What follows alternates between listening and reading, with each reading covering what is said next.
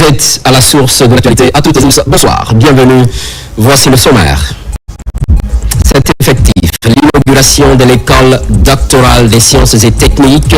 Le corps enseignant bénéficie des équipements de travail. Ce sont 1000 ordinateurs made in Guinée reçus des mains du Premier ministre, chef du gouvernement. CHU donc a fini la mission d'introduction de la célioscopie en de plusieurs patients bénéficiaires. Par ailleurs, médecins et infirmiers ont appris cette technique de chirurgie avancée, un transfert de compétences vivement apprécié.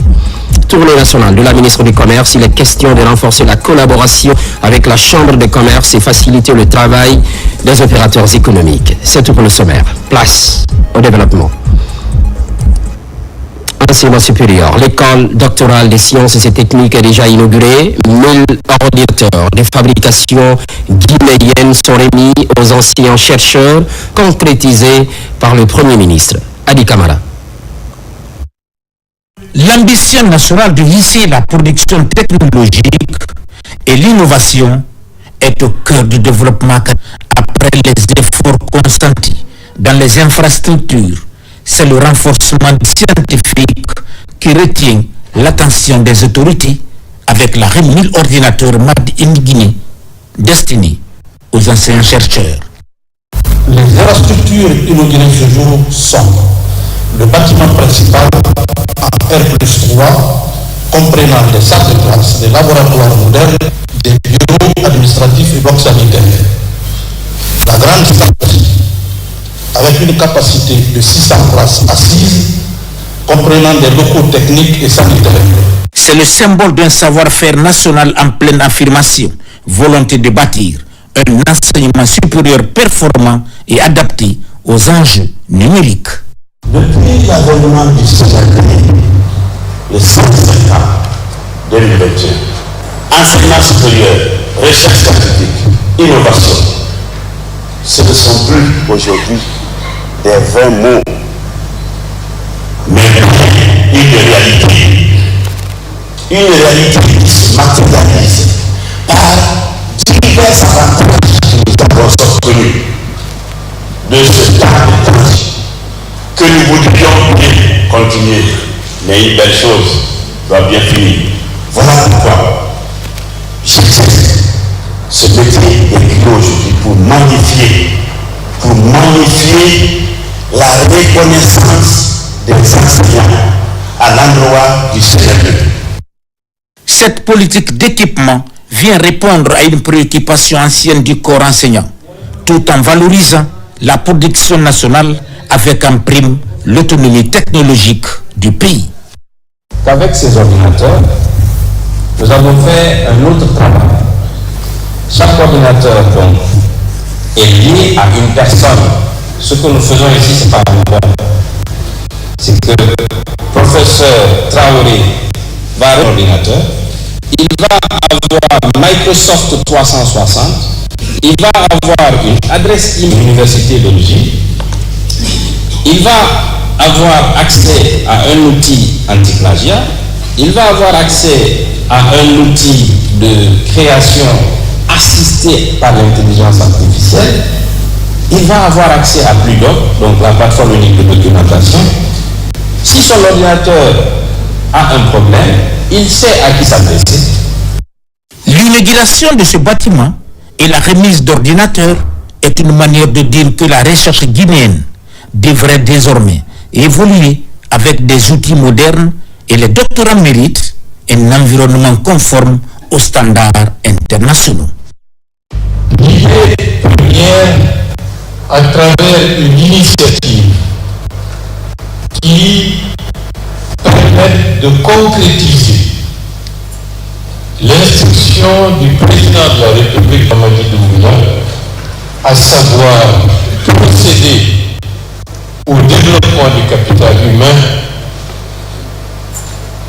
nous nous sommes dit, il faut désormais, au lieu d'acheter des ordinateurs à l'étranger, participer à faire en sorte que l'Institut supérieur technologique de Mamou puisse être un centre qui progressivement permettra d'être un centre d'innovation technologique, un centre qui sera lié avec le secteur privé pour la fabrication, montage, développement des ordinateurs, demain, fabrication, pourquoi pas, d'ordinateurs et d'autres produits technologiques en relation avec le secteur privé qui permettrait d'avoir des laboratoires à l'intérieur de nos universités en relation avec les besoins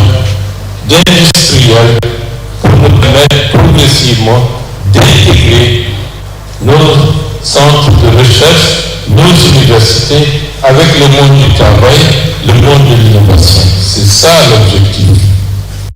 Cet appui matériel vient renforcer les capacités d'encadrement, de rédaction scientifique, de traitement de données et de supervision de travaux universitaires. Voilà comment la Guinée, sous le leadership du président Mamadi Doumbouya, avance vers un enseignement supérieur, innovant, compétitif, adapté aux exigences de l'ère numérique. Au Gabon, 46e conférence ministérielle, une participation remarquable du patron de la diplomatie guinéenne. Les débats portent sur le rôle et la contribution des femmes dans l'espace francophone. Omar Bari.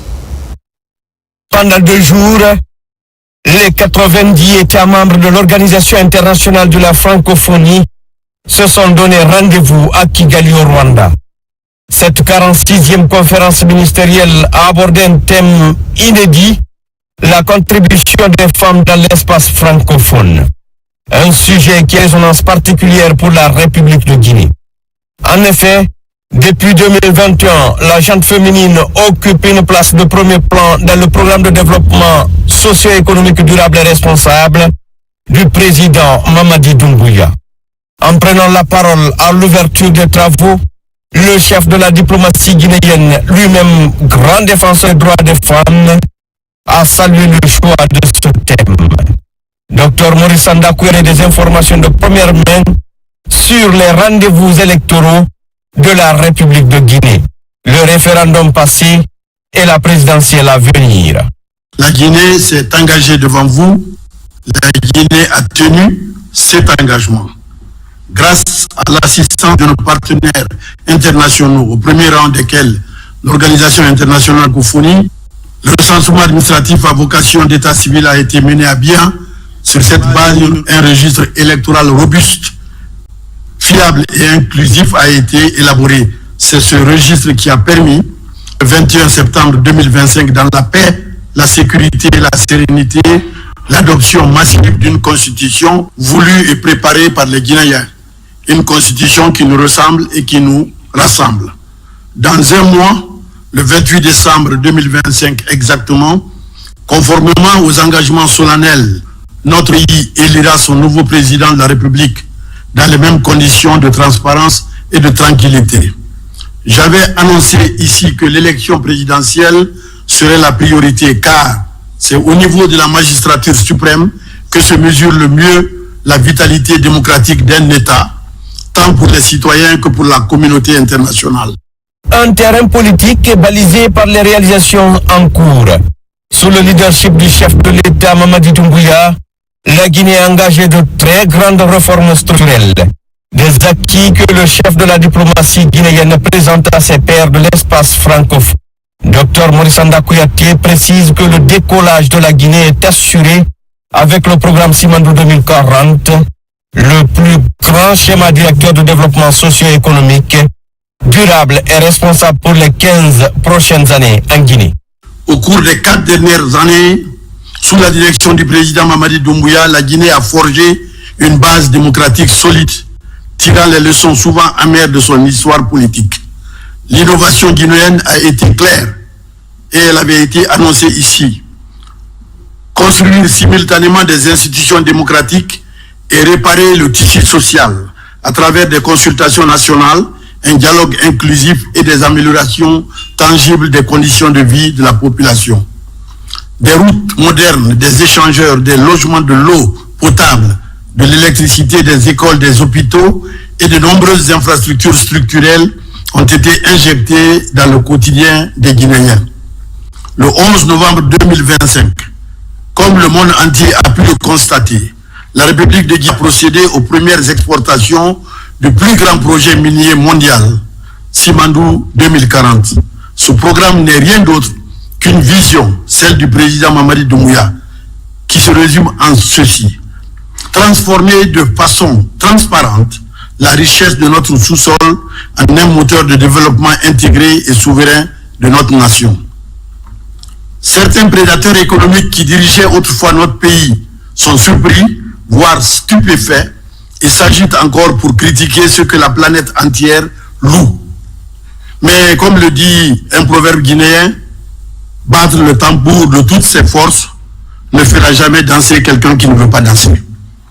La Guinée travaille, la Guinée avance avec votre soutien et la Guinée assume pleinement son destin dans une souveraineté économique décomplexée et assumée. Le reste est superfétatoire. Le 28 décembre 2025, comme le 28 septembre 1958, nous sommes convaincus que le peuple guinéen, politiquement mûr et mature, choisira celui qui le dit et qui fait tout, plutôt que celui qui dit tout et ne fait rien. La Guinée est un membre important de l'espace francophone. Une relation saine basée sur le respect des valeurs et des choix de chaque parti. C'est pourquoi, dans sa prise de parole, le ministre des Affaires étrangères, de l'intégration africaine et des Guinéens établis à l'étranger, Dr Maurice Sanda Kouyaté, a appelé à renforcer cette collaboration.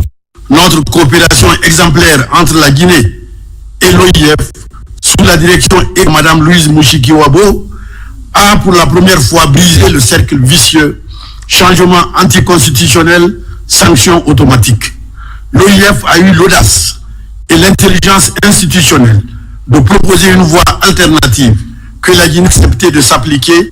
Le résultat est là, éloquent, sans besoin de commentaires.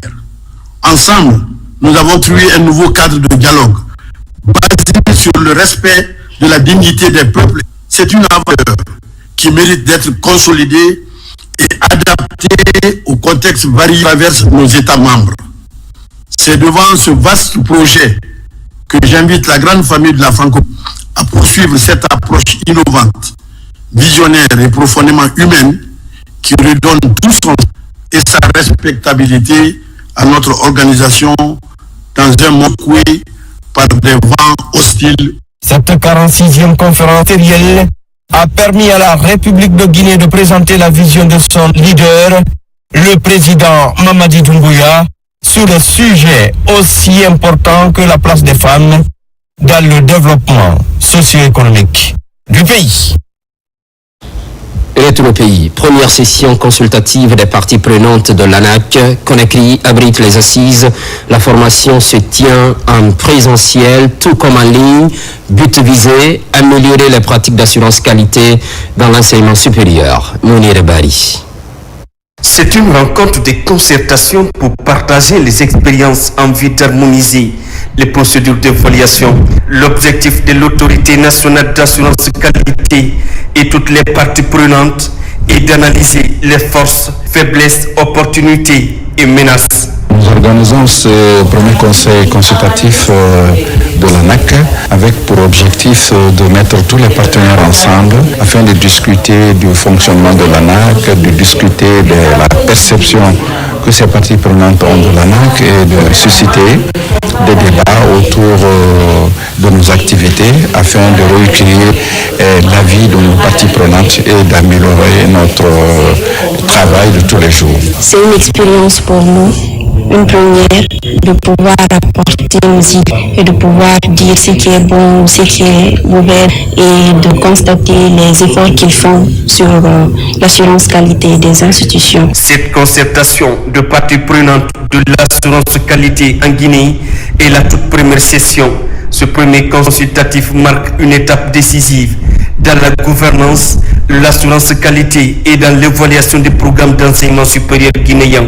C'est le tout premier aujourd'hui qui se tient pour discuter des procédures, des outils d'évaluation de l'ANAC et puis discuter aussi de l'analyse SWOT, c'est-à-dire les forces, faiblesses, opportunités et menaces de l'ANAC en vue de proposer des solutions pour les manquements éventuels. À l'issue des travaux, un rapport d'auto-évaluation qui servira de bréviaire sera présenté avec un système d'information intégré. L'équipe de l'harmonisation, de l'assurance qualité et de l'accréditation dans l'enseignement supérieur africain sera à Conakry pour partager les expériences et lancer la phase 3 des évaluations de l'ANAC Guinée. Pendant ce temps, appropriation du cadre politique de la CEDEAO, forces de sécurité et d'autres acteurs sont concernés. Les questions de réforme et de gouvernance sont partagées. Une session présidée par le ministre de la Défense nationale, adjudant-chef Omar Kamara de la presse militaire. Dans un contexte régional marqué par la montée de l'insécurité et les défis liés aux menaces terroristes, la communauté économique des États de l'Afrique de l'Ouest, CEDEAO, l'Union européenne et le ministère fédéral allemand de la coopération économique et du développement unissent leurs efforts pour promouvoir une gouvernance inclusive du secteur de sécurité. Au cœur de cette dynamique se trouve l'appropriation du cadre politique de la CEDEAO pour la réforme du secteur. La réforme du secteur de sécurité ne peut être isolée du contexte régional, les dynamiques transfrontalières, la coopération interétatique, les mécanismes de prévention, de gestion et d'évaluation des réformes qui sont au cœur même de cette action. C'est tout l'intérêt du cadre RGSS conçu comme une plateforme d'apprentissage commun, de cohérence et d'harmonisation. Nous tenons également à saluer l'engagement de nos partenaires en Afrique comme au sein de la CEDEAO qui œuvrent pour adapter les mesures de réforme à l'environnement spécifique de la sous-région.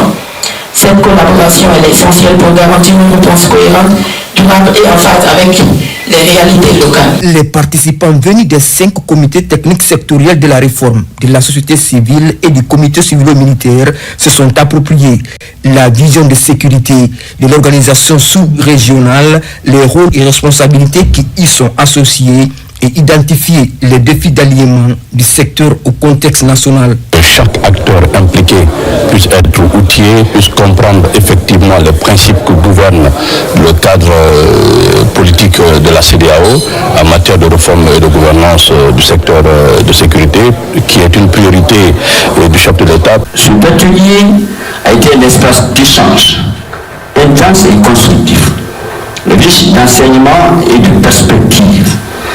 Il illustre parfaitement l'engagement collectif de tous les acteurs pour une sécurité durable, une gouvernance transparente et une coopération régionale et internationale renforcée.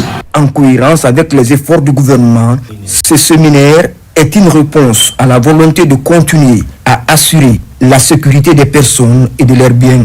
Le cadre politique de la CEDEAO qui vous est soumis offre un outil normatif essentiel et n'est pas qu'un simple document, mais une boussole régionale qui définit les principes directeurs, des obligations communes et des standards de gouvernance sécuritaire auxquels nos États doivent impérativement se conformer.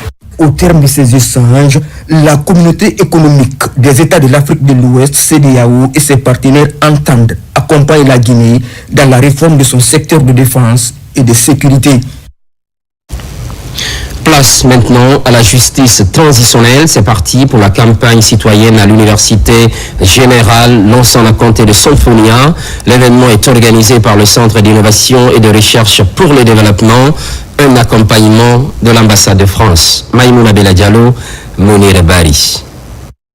Cette initiative nationale s'étend sur 6 régions, Conakry, Kindia, Labé, Kankan, Farana et Zérikori, et se concentre sur les 4 piliers fondamentaux: la vérité, la justice, la réparation et les garanties de nos répétitions. Possible à engager des experts en méthodologie de construction de la paix en vue de partager les bonnes démarches et d'accompagner les jeunes qui est notre espoir dans ce projet. Les formations qui ont lieu dans ce cadre là vise à outiller les jeunes qui sont placés sous supervision des enseignants et à faciliter leur travail sur le terrain à travers des conférences, des débats, des causeries éducatives.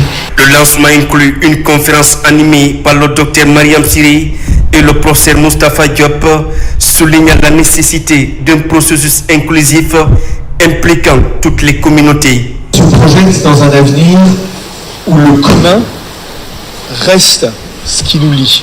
C'est que vous prenez ce matin un flambeau que vous allez aller porter au plus près de vos communautés pour débattre. Le ministère de la Justice salue cette démarche essentielle pour rapprocher la justice de populations et établir une réconciliation durable. Qui parle de la justice parle de la sociabilité.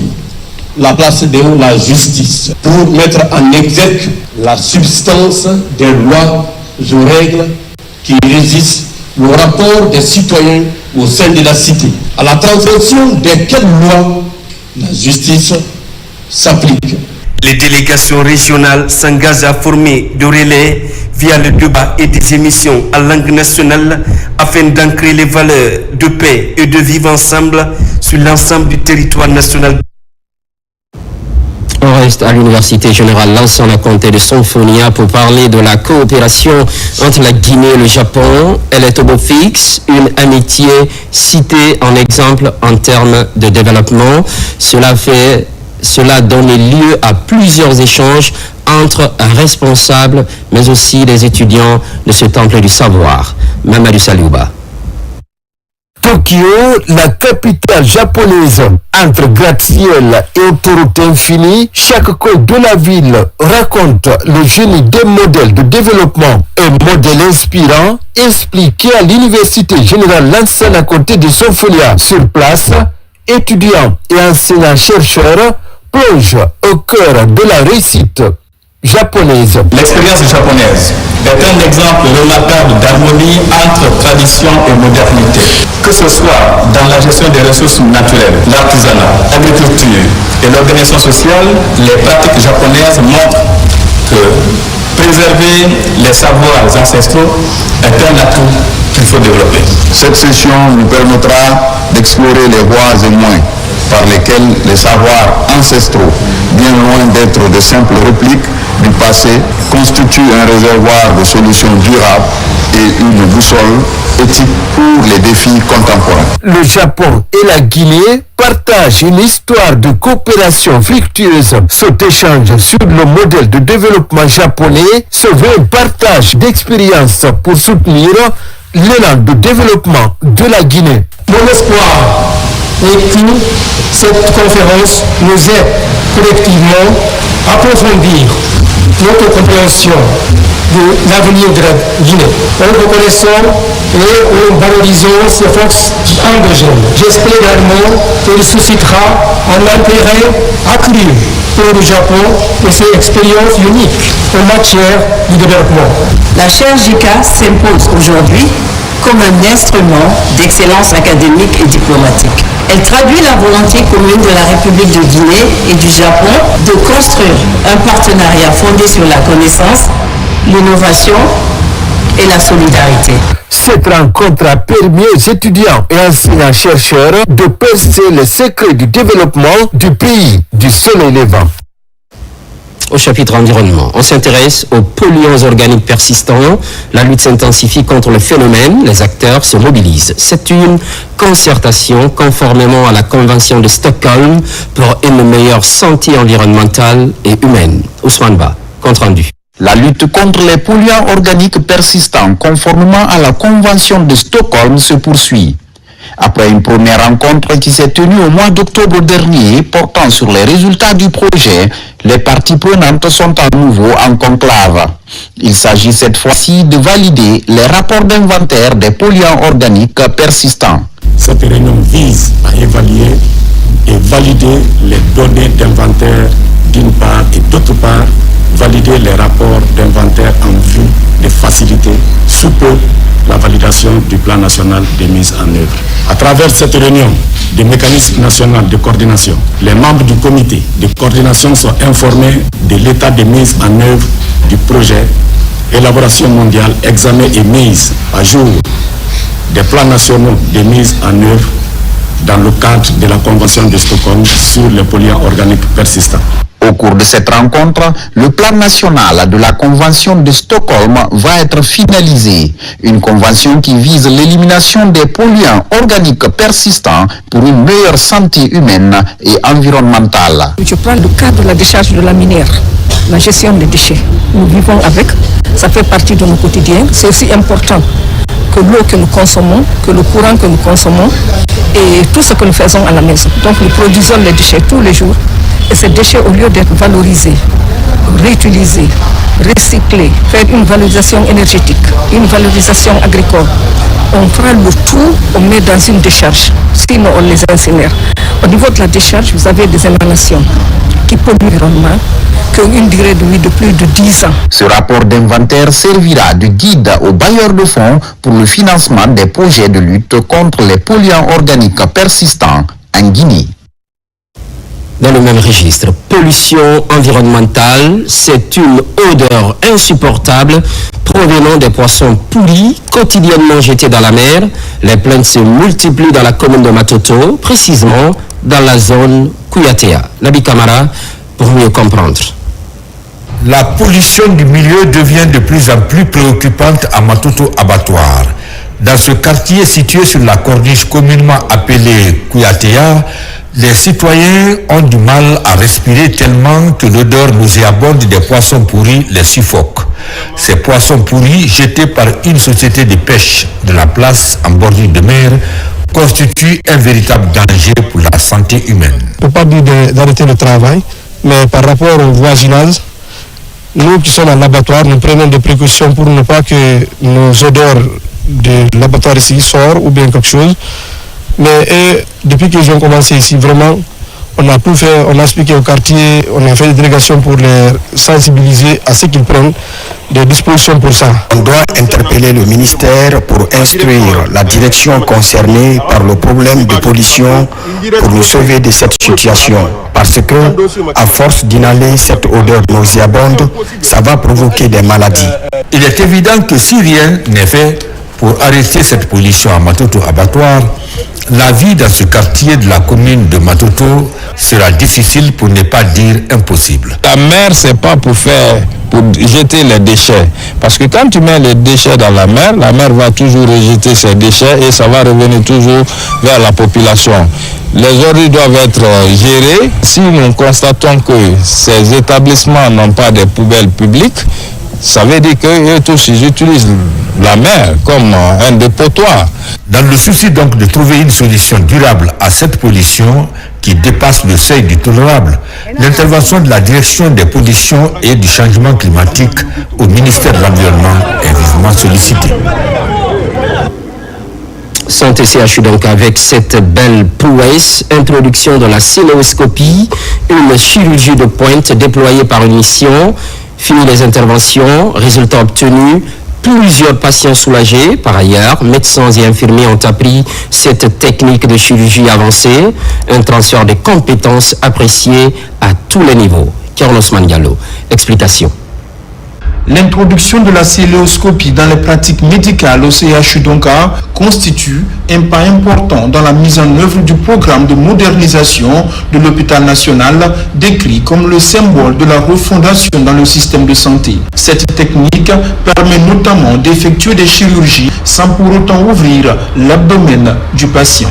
Nous avons pu opérer 3 malades sous ce lieu avec succès, une vésicule biliaire, qui 24 heures après sortie de l'hôpital. Donc nous avons constaté une réduction considérable de la durée de séjour hospitalière, une diminution de la douleur post-opératoire avec les incisions millimétriques qui étaient pratiquées sur la paroi. Ceci vraiment est extrêmement important pour nous et ça rentre dans la vision de la concession, dans nos objectifs et aussi dans un objectif majeur qui nous a fixé Monsieur le ministre de la Santé, mais aussi le président de la République, c'est-à-dire c'est de réduire les évacuations sanitaires.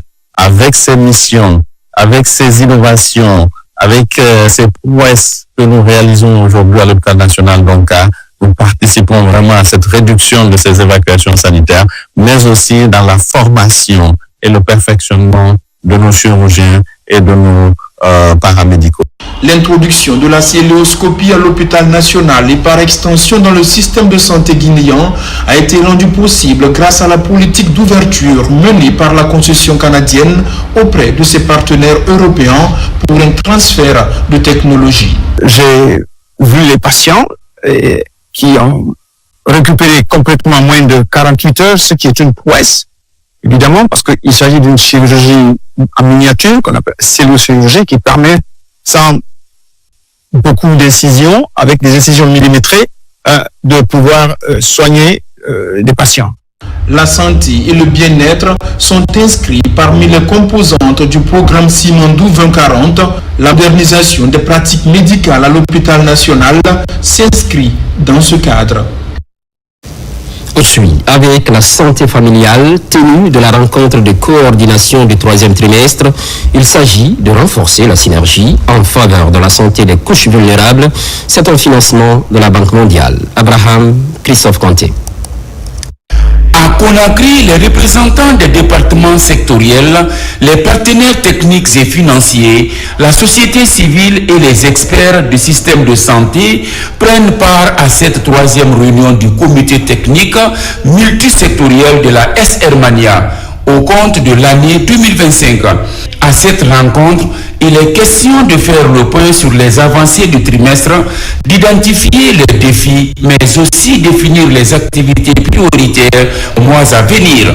L'idée de cette rencontre d'aujourd'hui, c'est d'abord regrouper les parties prenantes qui travaillent dans le cadre de la thématique de la santé maternelle, néonatale, infantile et nutrition, pour vraiment échanger sur les activités qui sont mises en œuvre dans ce cadre-là.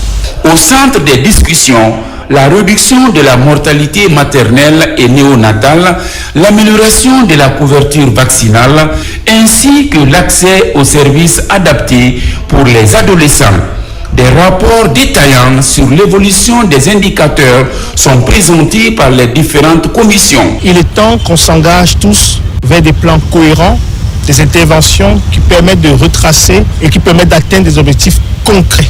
Au nom de Monsieur le ministre de la Santé et de l'Hygiène publique, je vous invite à participer à ces travaux avec rigueur pour garantir l'exactitude et la pertinence des analyses, avec innovation, pour proposer des solutions nouvelles adaptées aux réalités locales.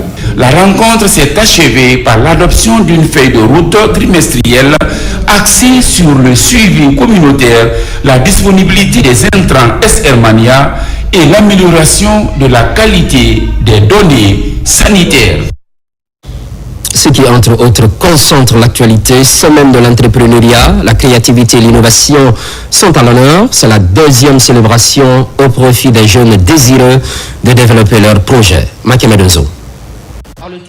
Ces étudiants vibrent au rythme de l'innovation et de la créativité à l'occasion de la 2e édition de la Semaine de l'entrepreneuriat. Un rendez-vous désormais incontournable pour l'établissement Mercure International qui confirme ainsi son ambition de devenir un acteur majeur dans la promotion de l'esprit entrepreneurial chez les jeunes. Ousmane Ba est lauréat de la première édition et l'initiative est soutenue par la BIG. J'ai reçu un accompagnement technique et financier. Depuis là, j'ai lancé mon start-up. Nous sommes aujourd'hui opérationnels. En plus, j'ai remporté d'autres prix dans différents concours entrepreneuriaux en République de Guinée. Étant une institution financière, d'accompagner en tout cas les futures entreprises qui sont en formation, qui seront amenées à bien en tout cas avoir des activités rentables et qui seront très impactants aussi pour le pays. Donc c'est dans ce cadre vraiment que la Banque islamique aussi s'inscrit, d'accompagner justement ces entreprises jeunes. Selon l'administration universitaire, cette semaine se veut un levier de motivation et d'accompagnement pour les étudiants désireux de se lancer dans des projets innovants. Au programme de cette semaine riche et intense, vous découvrirez des ateliers pratiques pour structurer votre projet, des tables rondes avec des entrepreneurs aguerris qui partageront leur parcours, fait de succès, mais aussi d'embûches. Et bien sûr, le désormais célèbre concours de pitch, où vous pourrez présenter vos idées devant un jury d'experts et peut-être remporter votre premier financement. En renforçant son soutien à l'innovation, l'Université Mercure International confirme sa volonté d'être non seulement un lieu de formation académique, mais également un incubateur de talents capables de relever les défis économiques de demain. Soutien des initiatives présidentielles, mobilisation féminine au Palais du Peuple, elles viennent des 13 communes de la capitale, en plus du soutien du chef de l'État, promouvoir le vivre ensemble. Aboubakar Ami Kamara.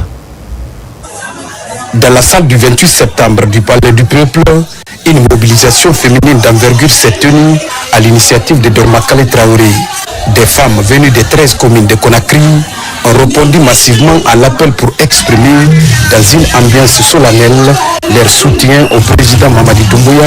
Cette mobilisation doit permettre aux femmes d'être entendues. Cela ne doit pas juste être une mobilisation. Je dis bien, ça doit être une force d'écoute. La place que nous méritons dans la construction de ce pays, nous voulons la prendre avec responsabilité, ensemble, parler d'une voix et accompagner Mamadi Doumbouya, auquel nous croyons dans la grâce de Dieu pour nous aider à accomplir honorablement cette lourde tâche. Cette cérémonie festive, empreinte d'émotion, a réuni plusieurs femmes leaders et figures influentes. Elles ont saisi l'occasion pour sensibiliser les participantes sur l'importance de la paix et de l'unité nationale, valeurs jugées essentielles à l'approche du scrutin. C'est une rencontre d'associations féminines. Nous sommes venus pour soutenir le président Mamadi Doumbouya, pour le porter, pour l'accompagner au nom des femmes de Guinée. Il faut être aveugle peut-être pour ne pas voir ce que Mamadi Doumbouya et son équipe sont en train de faire aujourd'hui en Guinée. Cette rencontre s'inscrit dans la dynamique de préparation d'une grande mobilisation prévue le 26 novembre prochain. L'objectif est de fédérer davantage les femmes autour d'un idéal commun et renforcer leur engagement dans le processus électoral. Hors de la Guinée, l'élan de progrès et de solidarité est reconnu. Ça se passe à New York aux États-Unis. 15 associations citoyennes de la diaspora décident de se mettre ensemble, ce qui donne naissance à une nouvelle plateforme. Mohamed Kamara. Au cœur de Manhattan, à New York, c'est une forte mobilisation de la diaspora guinéenne. Elle milite pour une cause commune, celle de soutenir et de préserver les acquis de développement amorcés en Guinée. Ces Guinéens vivant aux États-Unis adhèrent également aux idéaux de paix et de stabilité que connaît le pays depuis maintenant 4 ans de prise de responsabilité par le CNRD, à sa tête le président Mamadi Doumbouya. Notre pays aspire depuis plusieurs années à avoir un président à la hauteur de ses ambitions.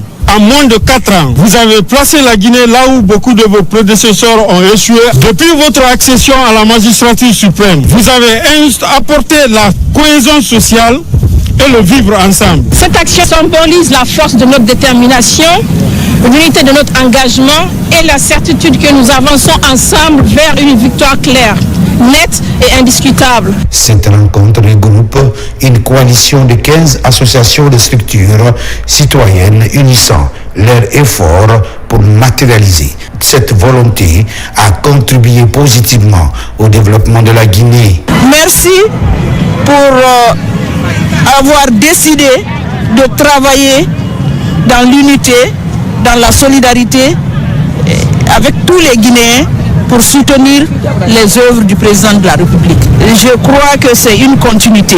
Par cette mobilisation, ces compatriotes guinéens restent aujourd'hui déterminés à participer à leur façon à la vie socio-économique de la Guinée, même étant loin du pays. Tournée nationale de la ministre du Commerce, ambition affichée, renforcer la collaboration avec la Chambre de commerce et faciliter les activités des opérateurs économiques. Première étape, Bokeh, où le siège de la structure consulaire est inauguré. Kadiatou Souleymane Keïta. La ministre du Commerce, accompagnée des membres de la Chambre nationale du commerce, d'industrie et d'artisanat de Guinée, vient d'entamer une tournée nationale. Cette mission, vue dans 5 régions du pays, vise principalement à inaugurer les nouveaux sièges des délégations consulaires régionales construits grâce aux efforts des membres de la Chambre pour moderniser et structurer davantage le secteur. Nous travaillerons de niveau national à consolider les ressources de la Chambre de commerce et à renforcer la présence du bureau consulaire national et du secrétariat général sur le terrain. Je voudrais aussi insister sur la place des femmes dans cette ambition. À Boké, comme partout en Guinée, ce sont les femmes qui portent une grande partie de l'activité commerciale. Le nouveau siège doit être un espace ouvert pour elles. Depuis que nous sommes à la Chambre, il y a 3 ans que je là, la Chambre est reconnue dans toutes les institutions consulaires du monde. On voudrait que vous soyez associés à nous pour être aussi partenaires et bénéficier des missions de la Chambre. Les autorités de Boké, pour leur part, ont exprimé leur satisfaction, estimant que ce nouveau siège contribuera à structurer les activités commerciales et à soutenir la croissance économique locale. Nous avons des atouts environnementaux qui permettent l'expansion de la croissance de cette activité commerciale. Cette étape de Boké marque ainsi le lancement officiel d'une série d'inaugurations qui se poursuivra dans plusieurs régions du pays. Une initiative qui vise à doter les régions d'infrastructures modernes capables de booster le commerce au bénéfice des populations. Parallèlement, on s'apprend de l'entretien de la route de Dapilan. Nous sommes à Boké. Les dispositions sont prises pour conforter les usagers que sont les compagnies minières et les collectivités. Une initiative de l'Agence nationale d'aménagement des infrastructures minières. Aboubakar Djabi, Fodé Kamara. Le 3 octobre dernier, l'Agence d'aménagement des infrastructures minières, le ministère des Mines et de la Géologie et les sociétés minières utilisatrices ont signé l'accord de mutualisation de la route Dapilon Line. Cette route qui longe Télémélé jusqu'au port de Dapilon à Boké constitue un corridor très fréquenté par les sociétés minières implantées et les collectivités locales. Nous allons veiller à ce que la communauté riveraine soit aussi protégée de tous les impacts négatifs. Donc dans les jours à venir, l'ANAIM prendra toutes les dispositions par rapport à la délitation, mais aussi d'autres mesures d'accompagnement très innovantes seront aussi engagées pour permettre à la route de fonctionner très bien. Par cette infrastructure routière, des substances minérales et des produits agricoles sont acheminés en toute saison. Suite à la forte pluviométrie enregistrée ces derniers temps, l'infrastructure se trouve dans un état de dégradation très poussé. Nous sommes à la 2e saison pluvieuse. Il faudrait absolument que chacun comprenne un temps d'expertise pour corriger les points noirs. Pour trouver des solutions d'urgence, cette rencontre est initiée. Elle regroupe les différentes sociétés minières, les représentants du ministère des Mines et les collectivités locales. Les routes sont faites depuis des années, mais la fréquence de plantation est trop élevée. Et il n'y a pas de répit pendant ces saisons hivernales. C'est pourquoi j'ai conseillé à ce qu'il y ait un délai moratoire à chaque saison hivernale de serait 2 mois pour permettre, n'est-ce pas, à la société de maintenance de faire le travail. C'est pourquoi nous avons demandé à ce que la direction générale d'Anaïm nous envoie une mission importante pour constater. Elle est mutualisée, utilisée par 5 sociétés minières aujourd'hui qui font passer les minéraux. Donc si les dispositions ne sont pas prises et qu'elle est bloquée, quelque part, il y a non seulement la perte de l'État, mais aussi il y a la perte des sociétés minières qui utilisent cette route. En collaboration avec la Direction régionale des mines, l'Agence nationale d'aménagement des infrastructures minières prône le respect de l'accord de mutualisation pour la maintenance de la route et afin de renforcer le décollage socio-économique de la Guinée. Au même moment, à Tunéfili, préfecture de Bofa, lancement des travaux d'une piste rurale longue de 110 km. Ce corridor, une fois terminé, désenclave plusieurs districts de la contrée. Autres avantages et non des moindres, l'écoulement des produits agricoles. Younes Atawal Kamara. La La machine en branle pour le lancement des travaux de réalisation des ouvrages et de restauration de la piste reliant quelques localités de la sous-préfecture de Tunifili d'Amboufa. Il s'agit des districts de Fonfo, Tambaya et Diogoya. La réalisation de ce corridor par l'État guinéen pourrait désenclaver plusieurs villages pour soulager les populations, mais surtout contribuer au développement de ces différents districts. La réalisation de ces pistes rurales et ces ouvrages d'assainissement facilite le transport des produits agricoles vers les zones de consommation et l'amélioration des conditions de vie de la population rurale. La route, c'est une vie. Elle relie les hommes, facilite les échanges commerciaux, permet l'accès aux centres de santé, aux marchés, aux écoles et renforce la cohésion entre les villages. La sous-préfecture de Tunifili est une localité à vocation agro-pastorale. Le démarrage effectif de ces travaux mécanisés de la piste rurale d'une distance de 10 km est un ouf de soulagement pour les ménages de la contrée. Nous attendons que ces 10 km soient réhabilités avec diligence et selon les normes de qualité les plus élevées dans le délai imparti. Le bureau technique du génie rural est désigné pour le contrôle et la supervision. On était confronté aux problèmes de route ici depuis des années. Mais avec le président Mamadi Doumbouya, notre localité a désormais une route. Nous le remercions. Pour faciliter le travail sur le terrain, tout en respectant le délai contractuel, les responsables en charge des travaux et les autorités administratives sollicitent une bonne collaboration avec la population riveraine des districts concernés. Développement local toujours. Le rendez-vous est pris à Tassilimon, Norasoba, préfecture de Sigiri. Occasion de définir les priorités. La feuille de route est validée par les communautés qui manifestent leur soutien à la délégation spéciale. Djamokaba. Tassilimon, un district de la commune rurale de Norasoba dans Sigiri. Cette localité minière abrite cette année la première édition du Forum de paix et de développement local, au cœur de la mobilisation, la planification de nouvelles actions de développement communautaire. Ensemble, ces présidents de district prônent la fraternité pour apporter un changement positif. Nous sommes réunis ici pour parler d'une seule voix et mettre fin au conflit afin que notre localité puisse se développer. Nous n'avons ni infrastructure ni route. Pour obtenir tout cela, il faut que nous restions unis. Réunir les 48 villages de Norasoba pour parler de paix est une belle initiative qui permettra désormais à la localité d'obtenir tout ce dont rêvent les habitants en matière de développement. À ce rendez-vous annuel, la présence de 48 villages issus de la sous-préfecture de Norasoba unir les forces pour un havre de paix en Guinée est l'un des enjeux de ce conclave. Dans le registre de rassemblement et de l'unité nationale, ils se donnent la main afin de parler d'une seule voix dans ces zones dominées par l'exploitation artisanale de l'or. Nous avons noté vos besoins et soyez rassurés, tant que la paix réunira entre vos villages, vos réclamations seront satisfaites. Car c'est l'union qui fait la force. La réussite des projets d'intérêt communautaire tant souhaités pousse les communautés à accompagner le plan national. Le désenclavement des zones de production, en passant par la réalisation des infrastructures sociales de base, sont des recommandations pour doter ces places fortes de l'or, difficiles d'accès, des axes prioritaires de la contrée pour que règne la cohésion sociale entre toutes les obédiences afin de défendre et sauvegarder l'intérêt de la Guinée.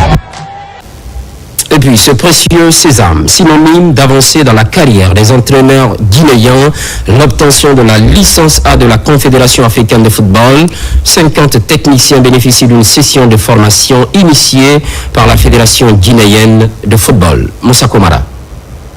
Dans cette salle, ils sont une vingtaine d'entraîneurs locaux qui participent à cette formation intensive pour décrocher la licence A de la Confédération africaine de football, l'un des diplômes les plus élevés du continent. Séances théoriques, études tactiques, analyse vidéo et perfectement en management d'équipe. Il y a pas mal de thèmes concernant l'entraîneur de haut niveau, les causeries de match, etc. etc. Et sur le terrain, il y a des parties passages pédagogiques pour les entraîneurs. Il y a aussi tout ce qui est supériorité numérique, il y a le système de jeu.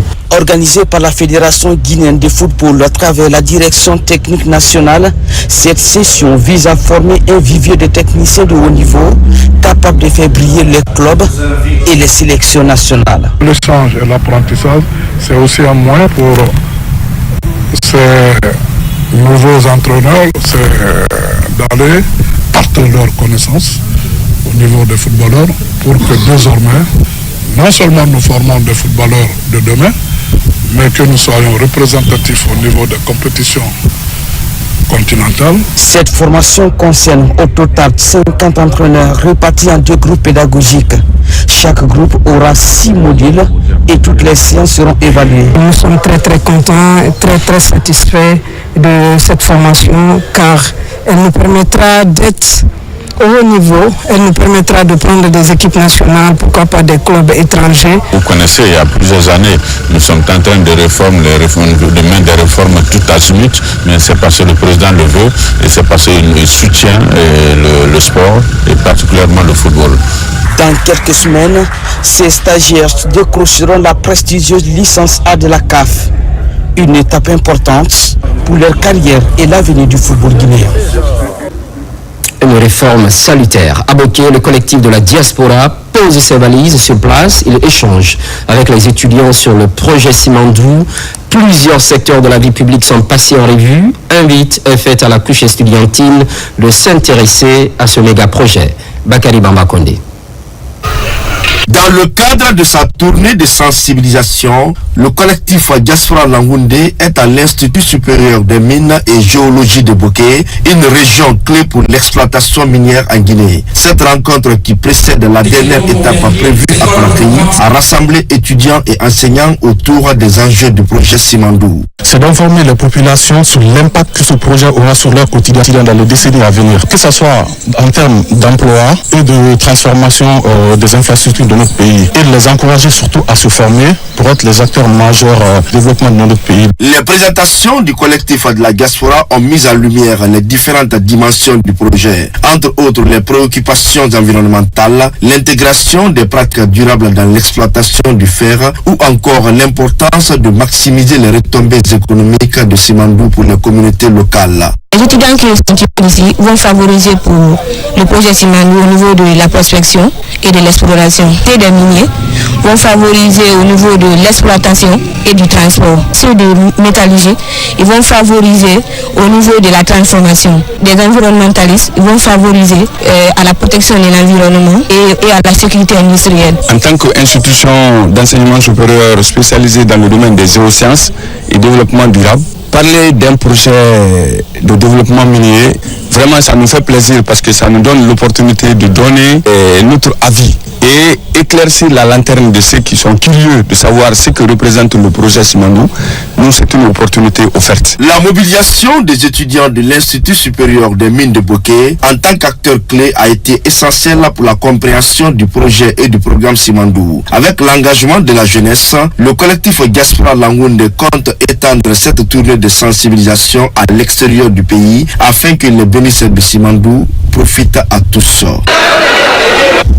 Un mot de développement personnel, deuxième édition de Vivre le bonheur. C'est autour d'une thématique motivante, s'aligner, oser être soi et relever sa lumière intérieure, des moments de partage afin d'aider les participants à renforcer leur confiance en soi. Son Assagnou. La 10e édition de l'événement Vivre le bonheur se tient autour du thème s'aligner, oser être soi et révéler sa lumière intérieure.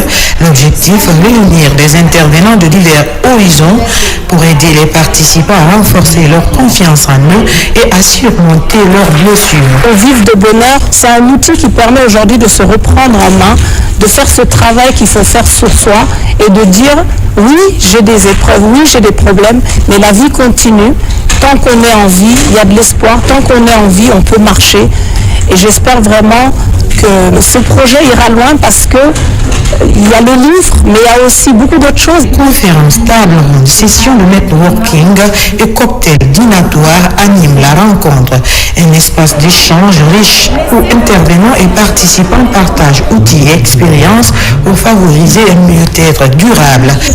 Nous avons transmis un message de paix, de bien-être et d'écoute et de la considération pour l'autre.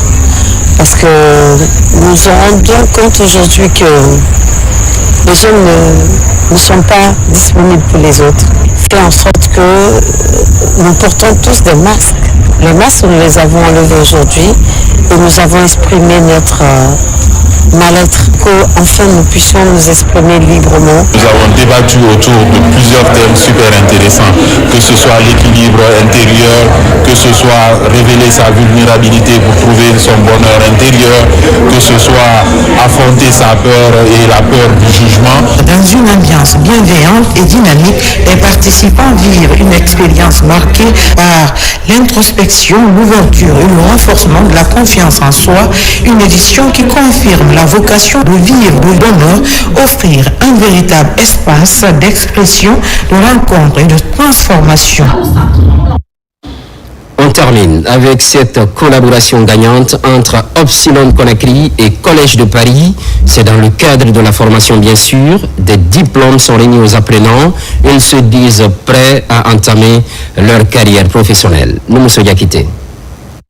Upsilon Conakry, une filiale du Collège de Paris, organise un dîner gala afin de célébrer l'excellence et la réussite de ses apprenants ayant obtenu leur diplôme et leur certificat professionnel.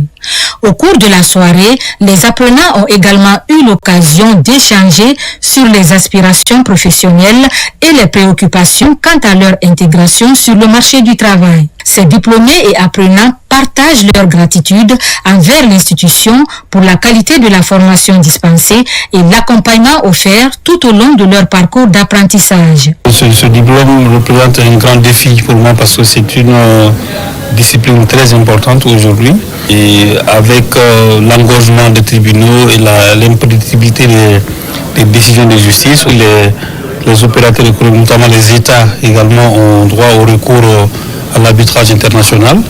Les examens qui se font sont très serrés. Collège de Paris propose des formations adaptées aux besoins du marché du travail. Le groupe d'enseignement supérieur français s'engage à former et à accompagner les professionnels pour qu'ils soient pleinement opérationnels dans leur futur poste. De les rendre vraiment modernes, d'ajouter de la performance sur des process, que ce soit en management de projet, en performance financière, mais aussi en RH. Nous avons l'arbitrage international parce que finalement les conflits vont être traités par l'arbitrage. Chaque année, plus de 30 000 professionnels bénéficient de sessions de formation. L'engagement du Collège de Paris en faveur de l'éducation et de la formation professionnelle offre aux apprenants la possibilité d'atteindre leur objectif professionnel. Fini cette édition, l'actualité évolue en 10 notre paradis, terre de richesse et d'innovation. Les programmes se poursuivent. Merci de l'estime sans cesse renouvelée. À très vite.